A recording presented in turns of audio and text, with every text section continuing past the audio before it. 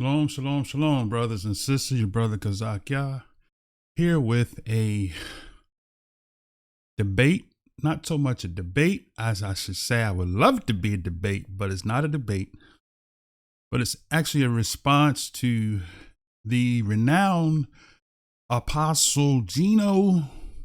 I call him Gino the Giant, Jennings, right?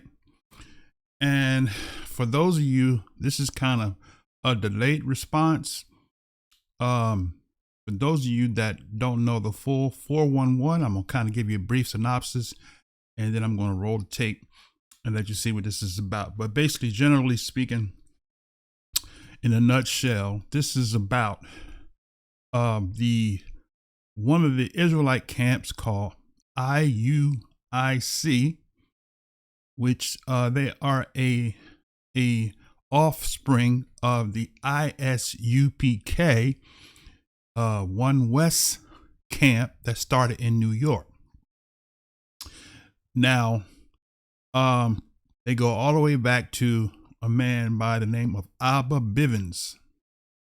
And so that's way back in the early 20th century. And so I want to just kind of give you a brief synopsis as far as to how they have come about to be. Okay. So they started out with Abba Bivens in the One West, I forget the name of the street in New York, but they call it One West. I think it's but One West. They call it One West. Okay. So those of you that are from New York, you know what that is. Okay. Then they started what's called the Israelite School of Universal Practical Knowledge, or Israelite School of Practical Knowledge. And I think they kind of went through with a bunch of different names. Israelite School of Universal Practical Knowledge. And out of that group branched out various different teachers. One of the teachers that branched out from that group was Nathaniel. He started out early in the early 2000s, around the same time YouTube branched out. We kind of have a history together. I started out and when YouTube first came out. Nathaniel 7 was his original YouTube channel. And he formulated the group called Israel United in Christ, which that's what IUIC stands for. Israel United in Christ. Okay. He's formulated a group of men, and they are probably, when you say Hebrew Israelite now, they're probably the one that pops up in the search engine, because they are, from the way I can see it, they are the largest Hebrew Israelite camp. They're not only are they in the United States, but they are in other countries. So just to let you know that the weight and the power, and I'm saying that so you can see why Gino Jennings wanted to debate with them, because they represent the largest Israelite group. So if you want to have a debate, you want to expose a movement as being, how should I put it, as being false, you don't want to start at the bottom, or you don't want to start at somebody who's not really significant. So you want to address somebody who is significant. And most in general, if you nip the bud from the top, right, that people can't see anything outside of what you see. Let me say it this way. You can cut off the top of a plant. This is real good, okay? But you can't kill the root by just cutting off the top. Prime example. I had this little weed that grows, I don't know what that was. I have this little weed that grows under my step. I can go in there with the weed whacker and cut the top off. But rest assured, when it rains, that root is still there. It's going to continue to sprout, right? So you can cut off Israel by chopping off a camp that represents or that is renowned in the world, but you can't kill the root. The Hebrew Israelite awakening has a root,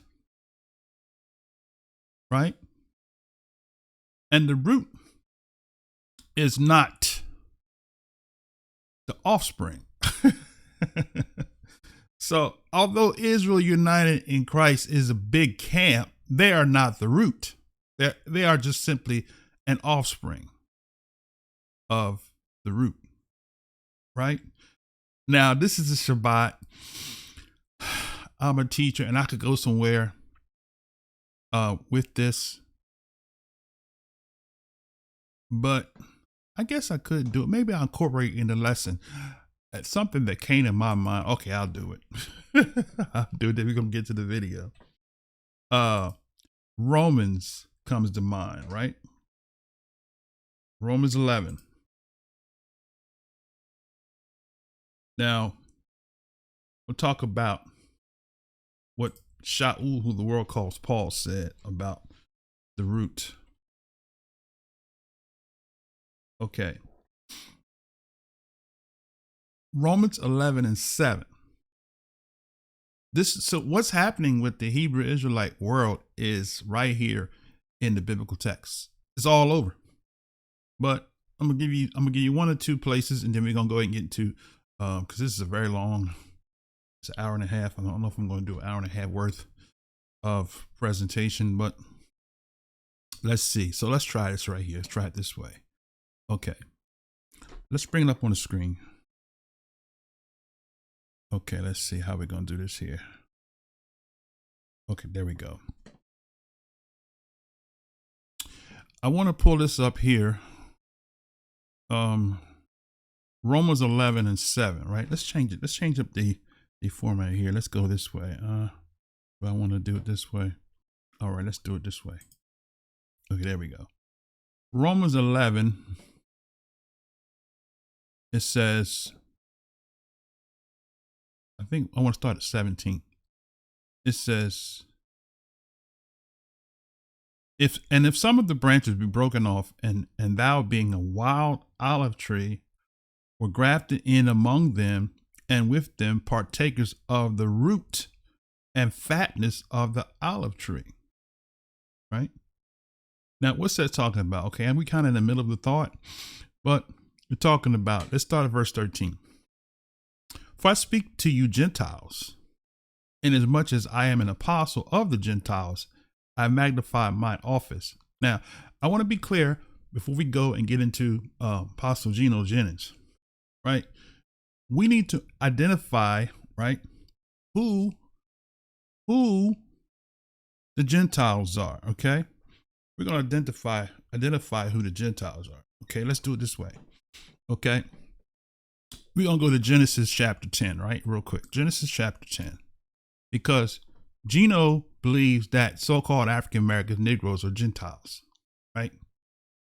The world teaches that so-called African Americans, Negroes, are Gentiles. But the scriptures don't teach that. Man teaches that. Y'all don't teach that. The scriptures don't teach that. Okay? So, to bring clarity to who the Gentiles are, we're going to go back to Genesis chapter 10. Real quick. Genesis 10, 1 through 5. It reads on this wise. Now these are the generations of the sons of Noah, Shem, Ham, Japheth, and unto them were sons born after the flood. The sons of Japheth are Gomer, Magog, Madai, Yavan, Tubal, Meshach, and Tyrus. Sons of Gomer, Ashkenaz. That's where you get the Ashkenazi Jews from. Riphath, Togarmah. Sons of Yavan are Lisha, Tarshish, Kittim, Dodanim, or Dodanim, however you want to pronounce it. 5 says, by these were the isles of the Gentiles divided. In their lands, everyone after his tongue, after their families, in their nations. See that? So the Gentiles are not the sons of Ham. You see verse 6, it talks about the sons of Ham. They're not Gentiles, right? Of course, the sons of Shem are not Gentiles either. Sons of Shem are down a little further. Verse 21. See that? Sons of Shem.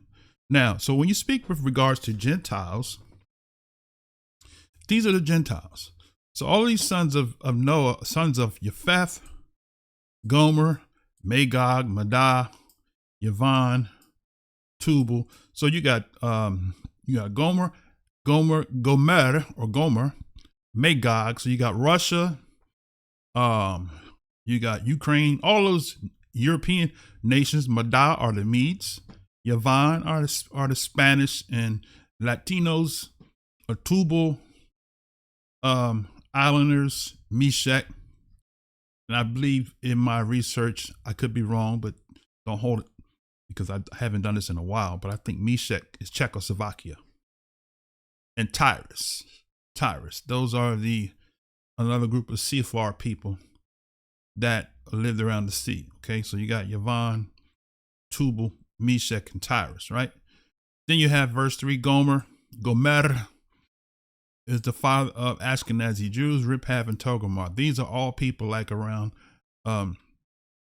Armenia, places like that, right? Okay.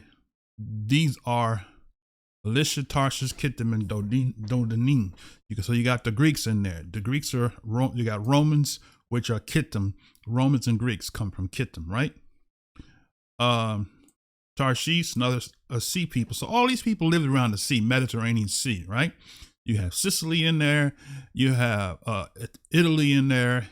You have all of the different islands, right?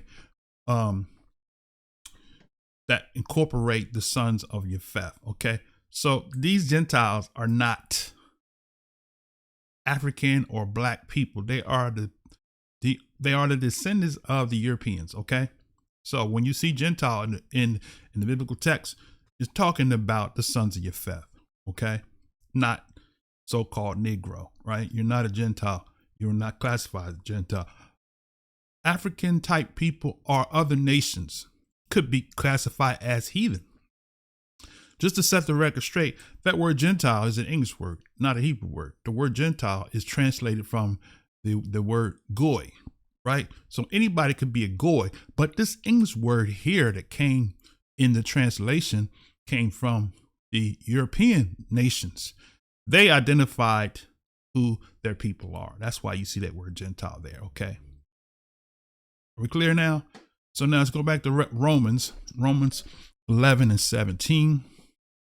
Let's pop it back up here. Romans 11, 17. So now we see Gentiles, we're talking about the sons of Japheth, right? Let's see. Let's start at verse 1. I say then, have they stumbled that they should fall? Elohim forbid, but rather through their fall, salvation has come to the Gentiles. So now, just to bring a little more clarity, Gentiles are the people that Paul was called to minister right to. Now, the Gentiles, let me put my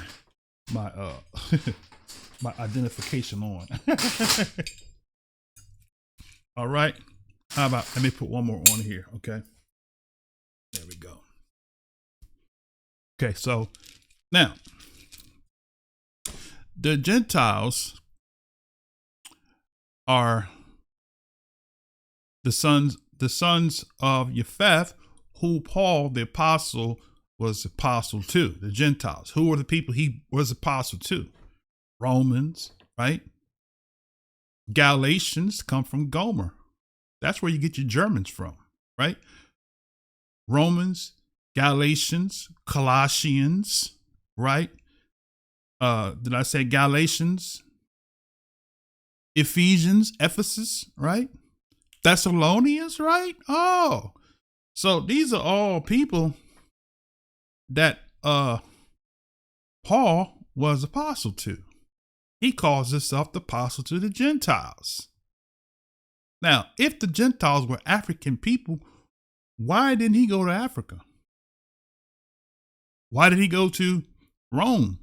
Why did he reach out to the Isles of the sons of Japhet? Because they're the Gentiles, right?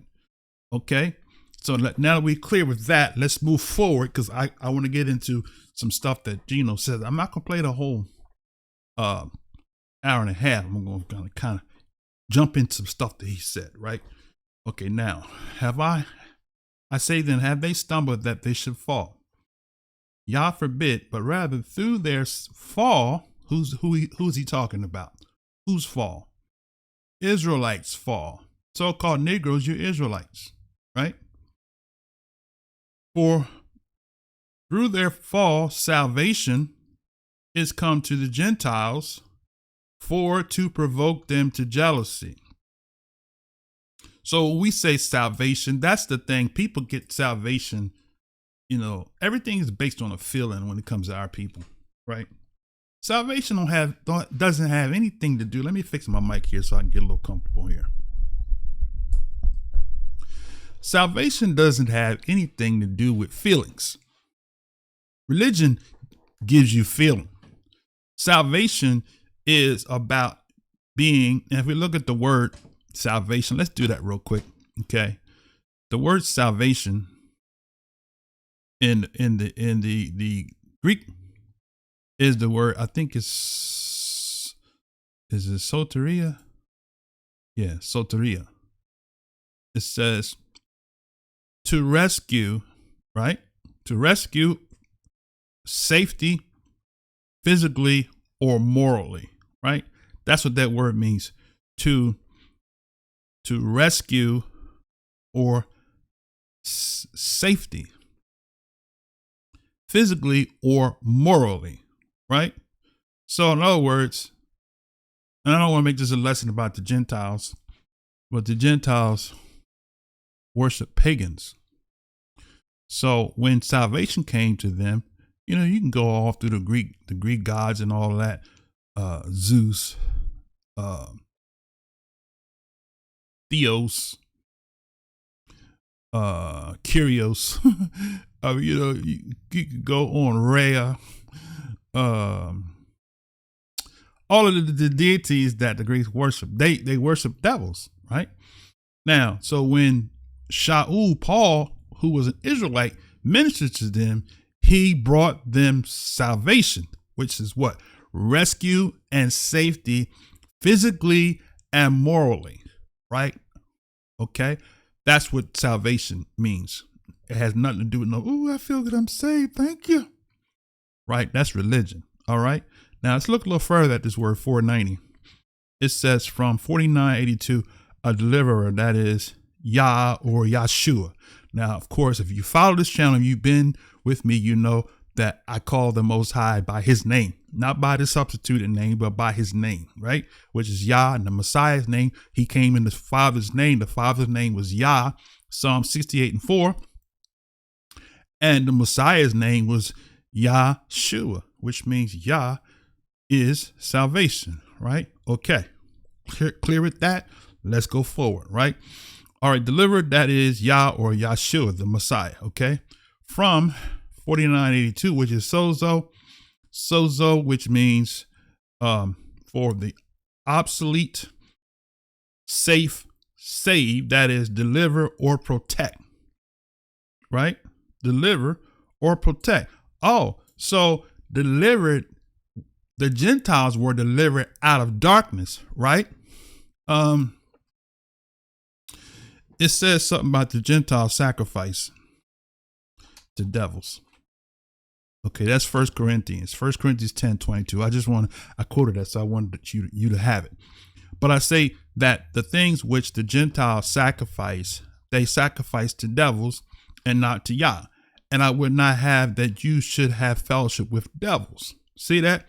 So that's the salvation that the Most High saved Israel from. Now, going back to Romans 11, so we're clear now that the Gentiles were without Yah, right? They were the European nations, and History Channel did a presentation many years ago when I was younger, when I had hair on my head and no gray, called the Dark Ages of Europe, right? So Yah brought light into Europe, right? Through the Hebrews who was given the covenant. Paul was a Hebrew, right? If you don't know that, then you don't know your Bible. Paul said he was a Hebrew. Let's just give you confirmation on that, right? He was a Hebrew of the tribe of Benjamin. I think that's in Philippians 3:5 says, this is Paul talking. He says, though I might have confidence in the flesh, if any other man thinketh that he have whereof he might trust in the flesh, I more. Circumcised the 8th day of the stock of Israel, a tribe of Benjamin, a Hebrew of Hebrews, as touching the law, a Pharisee. Okay. So Paul identified himself as a Hebrew, right? He identified himself as an Israelite, right? He identified himself as a descendant of the tribe of Benjamin, right? We say in the Hebraic tongue, Ben Amin. Okay. Now let's go back to Romans 11 so we can get back to Pastor Gino. All right. So we can get into Pastor Gino, I should say. All right. So now 11:11, have they stumbled that they should fall? Yah forbid, but rather through their fall, salvation has come to the sons of Japheth, or the Europeans. So when you say Gentiles, just retranslate that back to Europeans, right? For to provoke them to jealousy. Now, that's prophecy, because when you look at how the Gentiles, the Europeans live today, so-called African American blacks and Negroes are jealous that what is normal to them is a treat to us, generally speaking. Okay. You go on a cruise, that's a treat, right? You go on a flight to a foreign country, that's like a lifetime trip to them. They go back and forth overseas all the time. Why? Because it's normal, right? That's what he's talking about. Watch this now. Now, if the falling of them be the riches of the world, and the diminishing of them be the riches of the Gentiles, right? How much more their fullness, right? So the riches, that's what he's talking about, provoking them to jealousy. The Gentiles have the riches. So-called African Americans, Negroes don't have the riches. Now, when I say riches, I'm talking about on a national level. You might have made some accomplishments economically, right? You don't have to be broke and be an Israelite. That's a misnomer. Some people think that identification of Israel is that Israel's broke. Some of us don't know what it means to be broke. We might have lost a job for a period of time, but that ain't broke. That's just a situation you went through.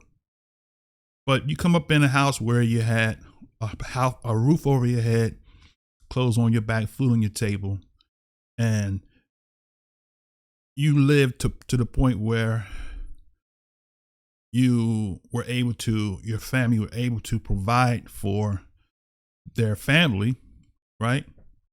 That's not poor. It's not rich either. Okay. Now let's continue. Ooh, eyes itching. For I speak to you Gentiles, inasmuch as I am apostle of the Gentiles. See that? So Paul said he was apostle to the Gentiles. I magnified my office. Oh, we're going to see something in Gino's video. Here you see the chief speaker to the Gentiles saying he magnifies his office, right? If by any means I may provoke to emulation them which are my flesh, and might save some of them. For if the casting away of them be reconciliation of the world, what shall the receiving of them be but life from the dead? For if the first fruit be set apart, that's the word we got to get. Holy doesn't cut it, because holy doesn't define what you call to be. Set apart, set aside, right? The Most High called the nation of Israel to be set aside from the world. Holy doesn't really define what that means. Holy has become a word. It actually has his root in sun worship. That's another lesson for another day. But holy has a connection to emotionalism.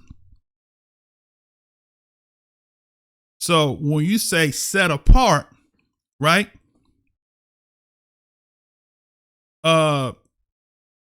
Sanctified is better than holy, even though sanctus has its origin in sun worship as well.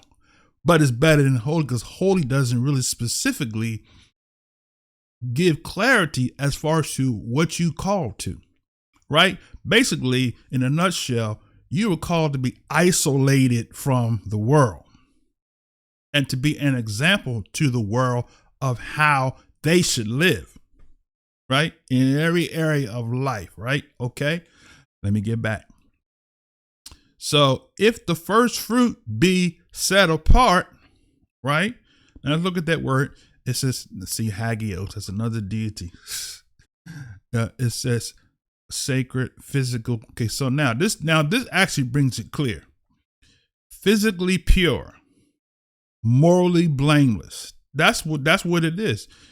That's what we're supposed to be, physically pure. So when the Most High give you the law is to make you physically pure, right? And morally blameless, right? That's what we're called to. We're called to physical pureness and morally. That's why when the Most High gave the law, when it comes to the dietary laws, we call it sanctified diet or the law of clean and unclean animals. Because if you eat stuff that's not clean, then you are not physically, let's go back in it, you're not physically pure, right? And if you go in places and you participate in pagan worship of the devils that the Gentiles gave you, then you become what? Morally impure. So when you isolate yourself from the world and from the way of the world, then you become what? You become morally pure, right? That's what that word is supposed to be. So you're supposed to be, he said, the first fruits are supposed to be physically and morally pure. The lump is also physically and morally pure. And if the root be physically and morally pure, so are the branches, right? Verse 17, and if some of the branches be broken off, and you being a wild olive tree, who's he talking to? The Romans, the Europeans. If you being a wild olive tree were grafted in among them, right? So what is that grafting in among them? That's a fulfillment of the promise that the Most High Yah made to Abraham, that he would be the father of many nations, not just the father of those that come through his loins, right? But those that embrace the covenant of being physically and morally pure. That's what it means to be holy. Okay? That in itself is not a work of the flesh. That's a work of the spirit. Okay? So, and within partake of the root of the fatness of the olive tree. Okay? So, what are we saying? The root is the olive tree, right? So the root goes all the way back to Abraham. That's the root, right? The wild olive are the other nations that can come under the covenant. In this specific instance, he's talking about the Europeans, right? He says, boast not against the branches, but so who are the branches? The branches are the offspring of the root of the nation. The nation is Israel, the nation that the Most High chose that came through Abraham's loins, right? So you go through Abraham's loins, right? And then you have what? You have the branches, right? Yahshua, the Messiah who came through 42 generations, was a branch, right? So the branches, so he says, verse 18, boast not against the branches, but if you boast, you bear not the root, but the root thee. How about that? Thou wilt say then, the branches were broken off that I might be grafted in. Who are the branches again? The physical seed of Israel, right? So you cannot isolate the physical seeds. They don't exist no more, because even Paul himself is telling you that they exist. Watch what he says about the branches. He tells them not. Thou wilt say then, the branches were broken off that I might be grafted in. Well, because of their unbelief, right? What is the unbelief, right? The unbelief, just like faith has a corresponding action, unbelief has a corresponding action. What is unbelief? When you don't do what you're instructed to do by the Most High Creator. And some of our religions has continued to keep us in unbelief, because why? They're telling you that you don't have to obey the Most High's law. All right. Now, but because of their unbelief, which is disobedience, right? It's a faithlessness. That is disbelief, right? We're not going to deal with those one of Christian faith. Unfaithfulness. Look at that. Disobedience. There it is, right? So because of their disobedience, they were broken off.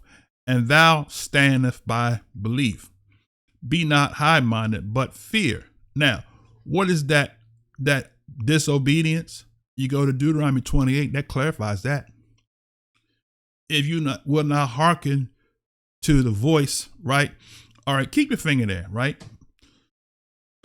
Deuteronomy 28 real quick. Just want to point it out real quick. Okay, 28, and I think it's 15, right?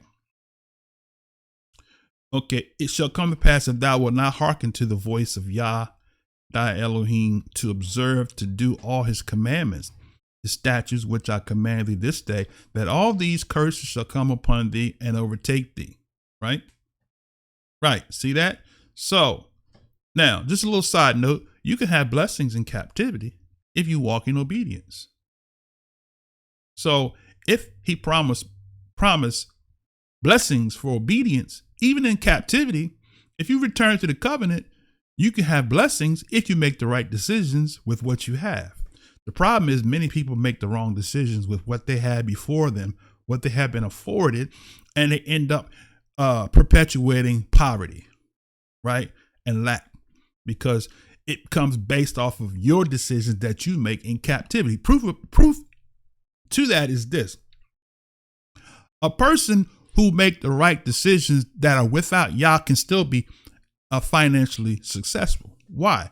Because they're making the right decisions where their finances are concerned, right? Taking the wrong job, living in the wrong neighborhood, buying a house where you're going to be upside down in, right? Buying a car with high interest, right? High interest loans, right? You put yourself in a position where you live above your means. You could struggle and be in poverty, but that's enough with that. Just wanted to bring that out. Now, going back into Romans 11, right? Let's go back to Romans 11, and please pardon me, but this is the Shabbat, like I said, and I'm in teach mode, so I want to do this debate. I probably should do my debate videos on an off day, but I don't have the time to do it, so I got to get it in on the Shabbat. All right, now, so. Verse 20, we left off. Verse 20, well, because of their unbelief, they were broken off, and thou standeth by belief, be not high-minded, but fear, right? For if Yah spared not the natural branches, how about that? The natural branches, underline that. Take heed lest he spare not thee, right? Or don't spare you. Because why? Behold, therefore, let me just say this here. I don't know if he's going to answer it at the end. He might, I think so, he does, but just in case he doesn't, the sparing of the Gentiles is based on what? This disobedience, right? So that's why our economics are where they are today, because those who have taken the lead because of the blindness of Israel have perverted the resources. They don't follow Yah's law. And so Yah's law is supposed to give everything an opportunity to refresh itself. But if you overworking the inhabitants of the earth and you overworking the earth as far as to planting your vegetation, it's eventually going to cause sickness, disease, and all of that. And all that is a result of that. If you're consuming all of the foods that's put in the sea, that's to eat the toxins, and you're eating the shrimps and the crabs and the lobsters and all of the things that's in the sea that cleans the sea, that keeps all the disease from coming inland, right? All of that, it's a trickle effect, right? All these the COVID-19 vaccine, COVID-19 pandemic is a result of us not following through with clean and unclean, and following the Most High's laws and regulations where it comes to resting, letting the land rest, right? Not eating that thing that's in the sea that's cleaning up the land, etc. All the diseases and stuff, they're supposed to take care of that. But since we are violating the Most High's laws where that is concerned, right? We're in the predicament that we're in today, right? So that's another lesson. All right. Now, so it says, verse 21, if Yah spared not the natural branches, take heed lest he also spare not thee. Behold, therefore, the goodness and severity of Yah on them which fell severely. Okay, so who he's talking about? He's talking about Israel. The goodness and severity of Yah on them which fell severely. But towards thee, goodness, if thou continue in the goodness. So he answered the question, right? If you continue in the goodness, what is the goodness? Obeying Yah, being what? Physically pure and morally pure, right? Otherwise, thou also shalt be cut off. And if they abide not in unbelief or disobedience, right, shall be grafted in, for Yah is able to graft them in again. For if you were cut out of the olive tree, which is wild by nature, and were grafted contrary to nature into a good olive tree, right? How much more shall these which be the natural branches be grafted into their own olive tree? How about that? So Israel is the olive tree. Now I'm gonna give you one last plate, then we're gonna get into Gino, Jennings, right? So I've gone so far 40 minutes into this video. I'm gonna chop this up with those of you on our stream on Sons and Daughters of the Covenant. This will play continuously through. Okay. But on our other channel, on our secondary channel, I'll chop them up and we will put each particular individual section and put titles that are relevant. So technically at this point, we're not doing a debate just yet because this is a Shabbat lesson. We like to let the Ruach give us what to share, right? Now, with that, Deuteronomy 30, I want to point this out, that the Hebrew Israelite movement is prophetic, is not something that you can chop off the top all day long, but that root gonna remain. And when it rains, what's the rain? The word is the rain. And when that word rains, right, and saturates the earth, right, the seed, the word is the water, and the word is the seed. So the word waters and the word plants the seed into the earth, and the earth does what? Produces a plant, right? So you can't stop the resurrection of the movement because you can chop off the branches, but you can't chop off the root. It's gonna grow back. All right. You might have some weeds that grow up amongst those branches. You might have poison ivy vine that's wrapped around the branch, right? But those of us that have been set apart and have been given the discernment and the perception of the Spirit, we know that the word of Yah cuts, right? Dividing asunder the soul and the spirit, right? So what does the word do? The word cuts off that poison ivy branch that's growing around that tree, right? So that the tree can do what? Can breathe. All right. Isn't that good? Now, so Deuteronomy 31 And 1 says, it shall come to pass when all these things come upon thee, the blessings and the curse, which I have set before thee, and thou shalt call them to mind among all nations where Yah have driven thee. See that? Now, and shall return to Yah, thy Elohim, and shall obey his voice, according to all that I command thee this day, you and your children, with all your heart, with all your soul, that then Yah will turn thy captivity and have compassion upon thee, and will return and gather thee from all the nations where Yah have scattered thee. And if any of yours be driven out into the outermost parts of heaven, from there will Yah your Elohim gather you, from there will he fetch you. He didn't stop there.